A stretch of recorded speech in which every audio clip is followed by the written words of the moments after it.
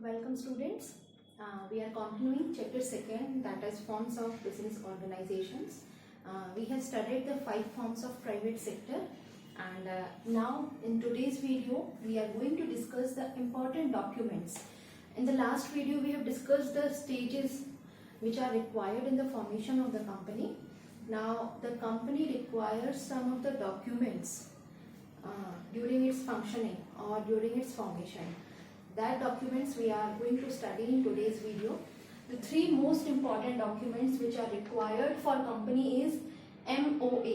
MOA stands for Memorandum of Association. We are going to study. I am going to explain you in detail about these documents. First one is Memorandum of Association. Second is Articles of Association, and third one is Prospectus. Prospectus, as we have already discussed in the stages, that prospectus is a document which invites the public to invest their money in our company for securities like shares or debentures. तो यहाँ पे MOA और AOA के बारे में हम study करेंगे. MOA and AOA, these both are the documents. ये documents हैं कंपनी के. MOA, that is the principal document of the company. It is the important document which is required. MOA is also known as the charter of the company. It contains the powers and objectives of the company. Company की जितने भी powers और objectives रहते हैं, these all objectives are given in Memorandum of Association. What kind of operations are done in the company, what kind of activities are performed in the company, these all are given in MOA. Now, Memorandum of Association provides information to outsiders. अगर कोई outsider हमारी company में आता है, company का objective क्या है, company के फंक्शंस क्या हैं, तो these all are given in memorandum of association. और कंपनी के लिमिटेशंस और स्कोप को जानने के लिए भी हम MOA को ही पढ़ते हैं. That is a document. It is also known as doctrine of outdoor management. Why it is known as doctrine of outdoor management? Because it helps the outsider to know about the objectives of the company. Outsider को कैसे पता चलेगा कि हमारी company का objective क्या है, तो वो हम MOA से पता लगा सकते हैं. MOA को स्टडी करके पता लगा सकते हैं. Now what does the MOA contains? MOA में रहता क्या क्या है? MOA contains 6 clauses. There are 6 clauses which you are going to study in MOA. Now, one by one, we are going to study each of them in detail. Now, the first clause which is given is name clause. As the name suggests, it contains. This clause contains the name of the company. कि हमारी जो company है या जो organisation है वो किस नाम से है. अब नाम जो है, नाम, उस नेम के लिए भी कुछ some rules are there कि अगर we know that we have studied 2 types of company. हम लोगों ने 2 types of company study की थी. One is private company and other is public company. If we are talking about the public company, तो public company में the name of the company must end with the word limited. अगर public company है तो उस company के नाम के आगे limited होना चाहिए, जैसे Goyal limited, south east Asia limited. और अगर प्राइवेट कंपनी है तो उसके पीछे, उसके नाम के पीछे, कंपनी के नेम के पीछे private limited word is added. The name should not be similar to another company. दूसरी कंपनी से सिमिलर नाम नहीं होना चाहिए. और कंपनी में नेम जो है, word cooperative is not added in the company. अगर हम कोऑपरेटिव ऐड करते हैं, that means a company is formed by group of persons, तो कोऑपरेटिव वर्ड नहीं ऐड होना चाहिए.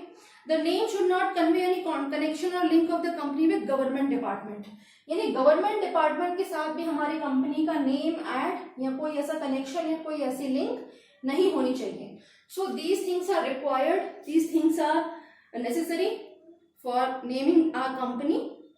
So these restrictions we have to follow. Now alteration of name clause. A company can change its name. अब name clause को alterate कैसे कर सकते हैं, चेंज कैसे कर सकते हैं?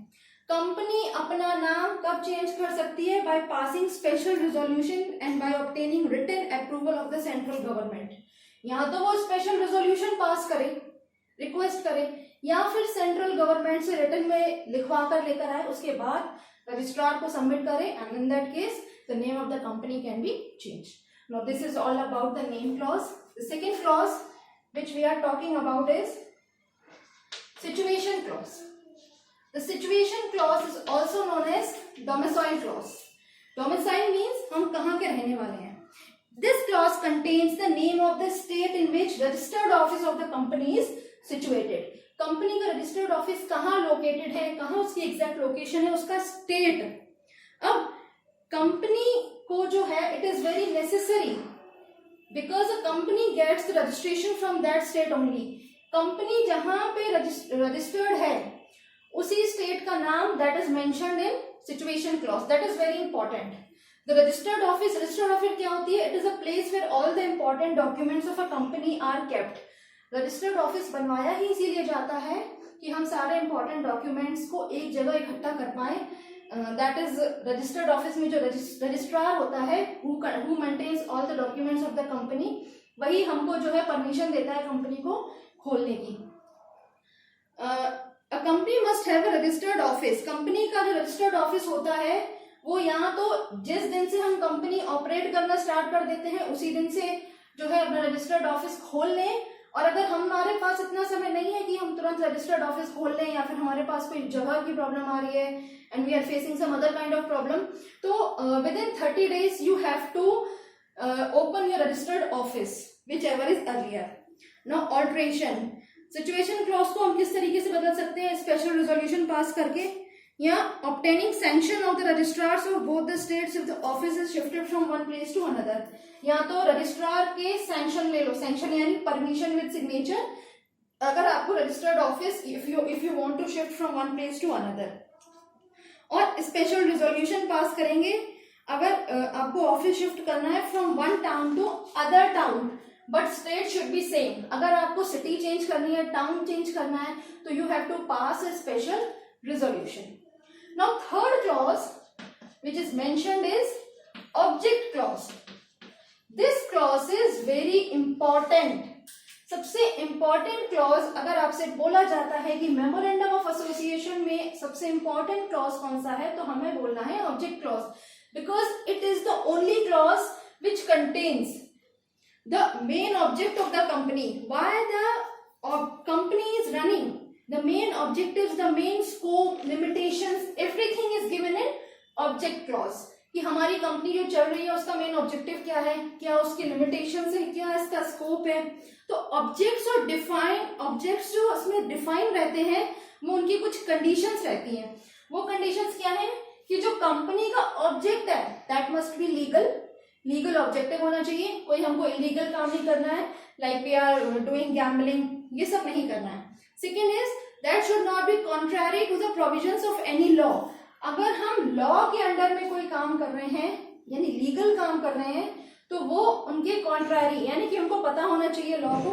Third is object must not be immoral. Object immoral नहीं होना चाहिए. इसके अल्ट्रेशन के लिए भी we have to pass a special resolution and we have to obtain the permission of company law board. Now next one is fourth clause which is given is liability clause. It contains the liability of the members. Liability क्या है? Liability जैसे suppose करिए किसी person ने for example a group of persons have started a company. तो उस group of persons ने जितना अमाउंट इन्वेस्ट किया है, जितना कैपिटल इन्वेस्ट किया है, उतने ही अमाउंट के लिए, उतने ही लॉस के लिए वो फ्यूचर में लायबल रहेंगे.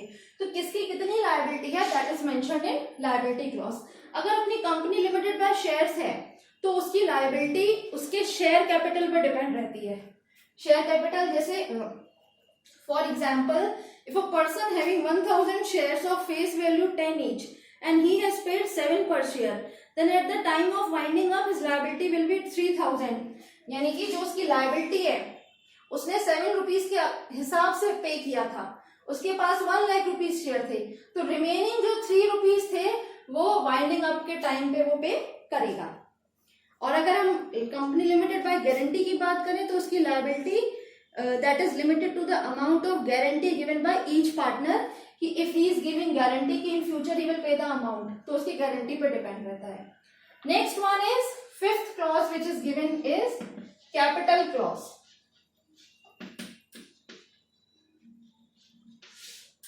Capital clause ये क्या रहता है? It specifies the amount of share capital with which the company is registered. Company कितने शेयर कैपिटल से रजिस्टर्ड है वो दी रहती है इसमें. The capital with which a company is registered is called registered या ऑथराइज्ड या नॉमिनल कैपिटल. जिस कैपिटल के साथ हम बिजनेस को स्टार्ट करते हैं, अपना बिजनेस रजिस्टर करते हैं, that capital, that amount is known as authorised capital और nominal capital. A company can issue only that number of shares which are authorized by its memorandum.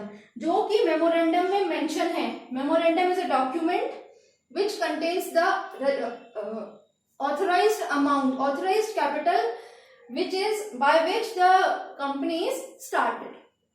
अब इसका ऑल्ट्रेशन क्या है? इसके ऑल्ट्रेशन के लिए भी हमें स्पेशल रेजोल्यूशन पास कराना है और कंपनी लॉ बोर्ड से अप्रूवल लेना है. The last one, which is the last clause is approval clause. Approval clause is also very easy.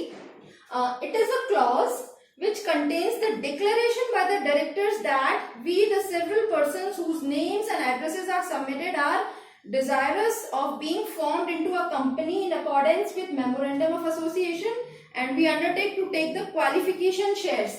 यानी कि डायरेक्टर्स की अप्रूवल से, डायरेक्टर की परमिशन से जो है उसमें लिखा रहता है कि हम सब इस कंपनी के मेंबर्स हैं, our names and addresses also written over there, और उसके बाद हमने इतना अमाउंट इन्वेस्ट किया है, और लास्ट में क्या लिखा है? In accordance with memorandum of association.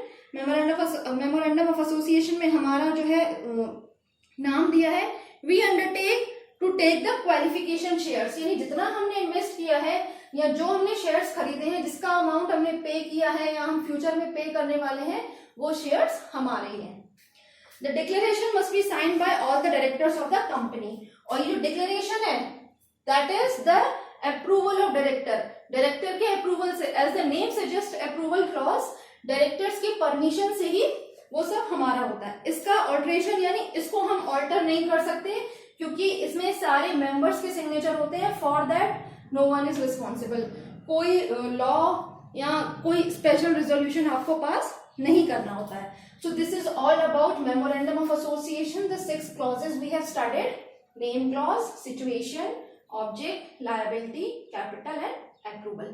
Moving forward to a next topic, that is articles of association. Articles of association, AOA, that is also a document which contains the rules and regulations of the company internal affairs.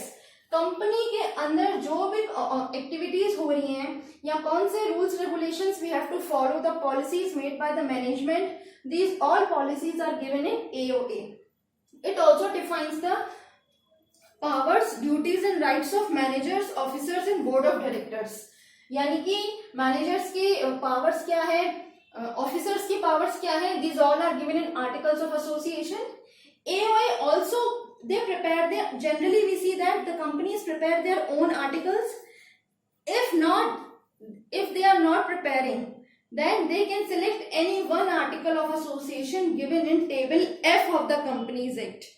Table F क्या है? Articles of Association.